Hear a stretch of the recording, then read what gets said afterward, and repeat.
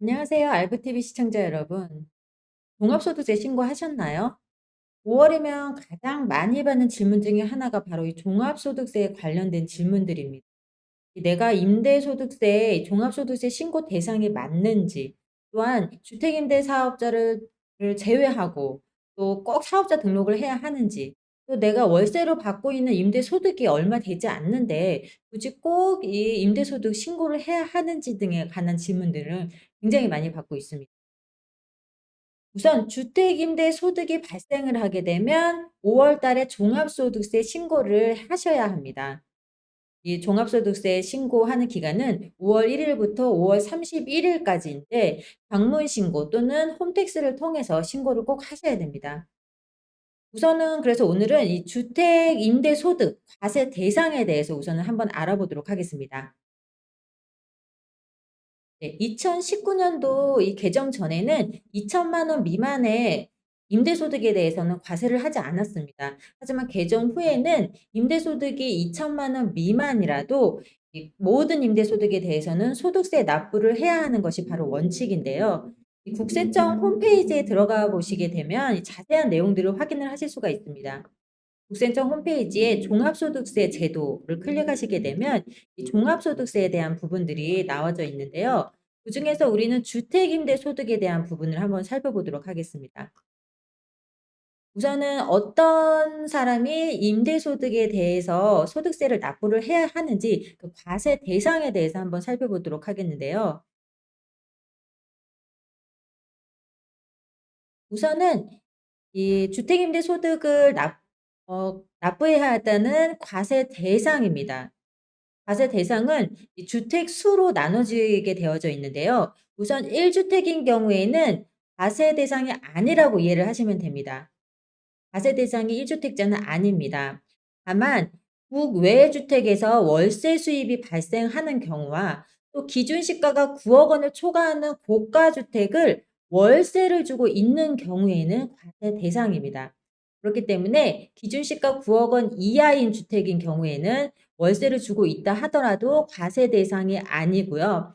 또 9억 원 이하의 9억 원 이상이다 하더라도 전세금으로 주고 있는 전세를 주고 있는 전세금 같은 경우에는 과세 대상이 아닙니다. 그렇기 때문에 1 주택자인 경우에는 국외 주택에서 수입이 발생하거나 아니면 9억 원을 초과하는 고가 주택을 월세로 주고 있는 경우에만 과세 대상에 해당이 되게 됩니다. 다음은 2 주택자입니다. 2 주택자부터는 월세로 놓고 있는 수입이 있다면 그 모든 월세 수입에 대해서는 과세가 발생을 하게 됩니다. 하지만 이 2 주택자라 하더라도 이 전세로 주고 있거나 이 보증금에 대해서는 과세 대상이 아닙니다. 그렇기 때문에 2 주택자부터는 월세 수입이 발생을 한다면 그 월세 수입에 대해서는 과세 대상이라고 이해를 하시면 되겠는데 2 주택자라고 하면은 임대를 주고 있는 주택이 2 주택 이상인 경우가 아닙니다. 본인이 거주하고 있는 집이 거주 주택이 한 채 있고 또 임대를 주고 있는 집이 한 채가 있다면 2 주택자에 해당이 됩니다.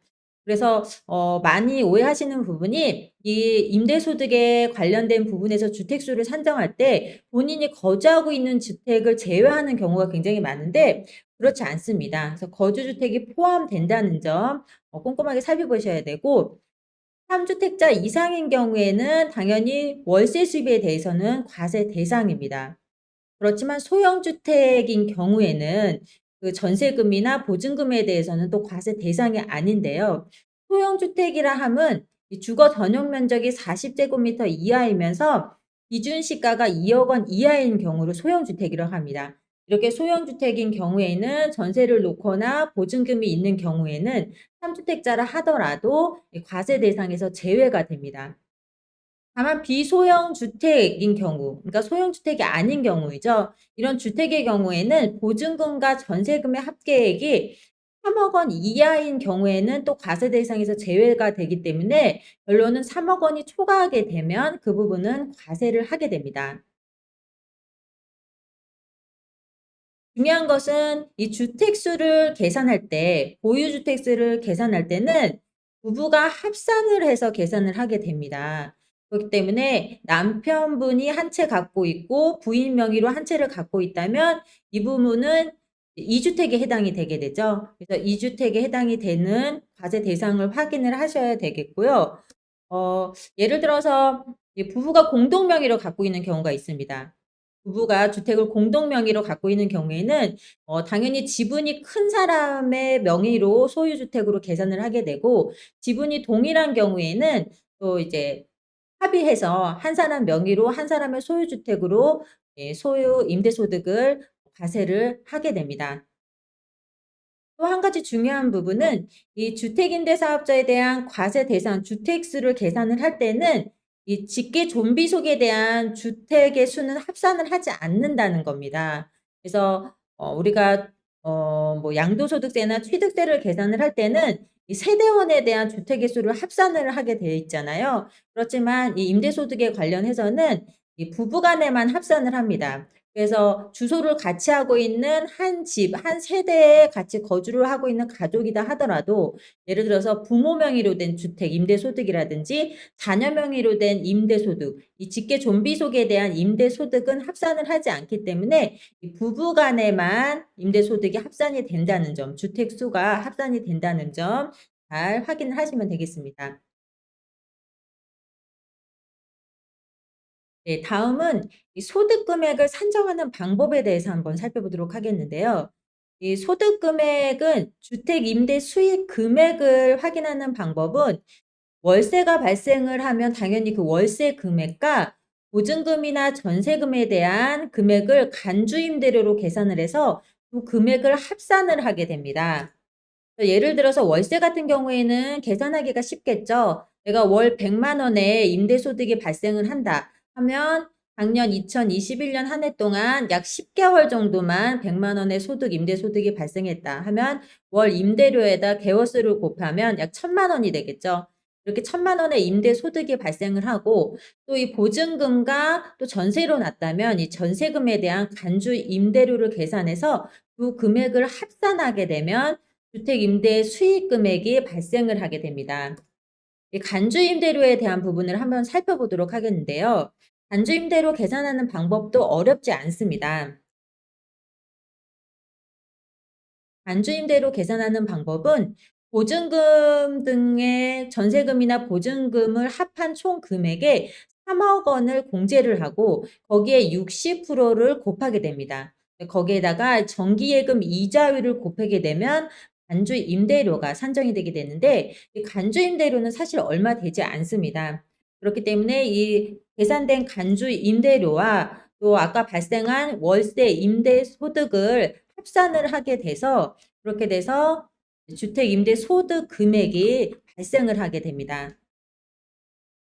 앞서 말씀드린 대로 월세 금액 총액과 간주 임대료를 합산해서 주택 임대 수익 금액이 책정이 되게 됩니다. 네, 또한 주택 임대 사업자 같은 경우에는 이 임대소득에 관련해서 또 세액에 대한 부분을 감면을 받을 수가 있습니다.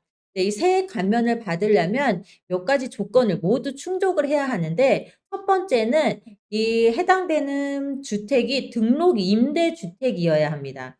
이 등록 임대주택이어야 세액 감면을 받을 수 있고, 이 미등록 임대주택 같은 경우에는 세액 감면 혜택을 받을 수가 없습니다. 등록임대주택이라 하면 세무서와 지자체에 모두 등록을 하고 임대보증금과 임대료의 증가율 5% 초과 사항을 준수를 한 경우에 세액 감면을 받을 수 있으면서, 또 국민주택 규모의 임대주택이어야 합니다. 국민주택 규모라 하면 85제곱미터 이하겠죠. 85제곱미터 이하이면서 이 기준시가 약 6억 원 이하인 경우에, 국민주택인 경우에만 세액 감면을 받으실 수가 있습니다.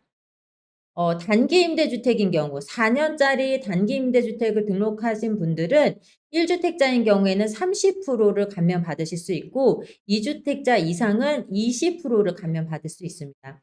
또 장기 임대주택으로 등록하신 분들 8년짜리 아니면 10년짜리 등록하신 분들은 1주택자는 75% 감면을 받을 수 있고 2주택자부터는 또 50%, 세액 감면 혜택을 받을 수가 있습니다.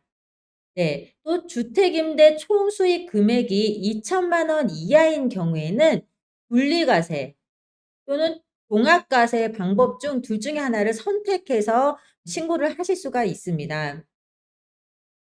단 종합과세를 선택을 하게 될 때는 이 세액 감면을 받게 될 때는 이 소득분에 대한 전체 금액에 대해서 세액 감면을 받는 것이 아니고 그 임대 소득분에 대해서만 이 세액 감면 혜택을 받을 수 있다는 점 잘 유의하셔서 계산을 하셔야 될 겁니다. 네. 이 주택임대 소득 신고 시 가장 중요한 것은 첫 번째 주택수를 꼼꼼하게 살펴야 합니다. 이 공동 소유, 공동 명의의 주택은 원칙적으로 최다 지분권자의 소유로 계산을 하게 되지만 예외적으로 또 소수 지분권자에게도 주택수에 합산이 되는 경우가 있기 때문에 이 점을 유의하셔야 되고 또 부부 공동 명의인 경우 지분이 더 큰 자, 또 동일한 경우에는 합의에 따라서 부부 중 한쪽 소유 주택에 가산을 할 수 있습니다. 두 번째는 2천만 원 이하인 경우에는 종합과세와 분리과세 중 선택을 할 수가 있습니다. 하지만 본인의 다른 소득이 있다면 다른 소득도 고려해서 세율 면에서 유리한 것을 선택을 해야 되는 것이 중요하겠는데요. 이 홈택스에 들어가면 주택임대 소득 모의계산 서비스라는 게 있습니다. 그래서 이 모의계산 서비스를 활용을 하셔서 선택하시는 것도 좋은 방법 중에 하나입니다. 세 번째는 신고 기한입니다. 이 신고 기한은 5월 1 일부터 5월 31 일까지입니다. 이 종합소득세 기간이 5월 31 일까지 며칠이 남지 않았기 때문에 또한 임대소득이 아무리 작아도 소득세 신고는 반드시 하셔야 되기 때문에 아직 못하신 분들이 계신다면 서둘러 하셔야 되겠습니다. 자, 오늘은 종합소득세 신고에 대해서 한번 알아봤습니다. 다음에는 더 좋은 소식으로 다시 찾아뵙도록 하겠습니다.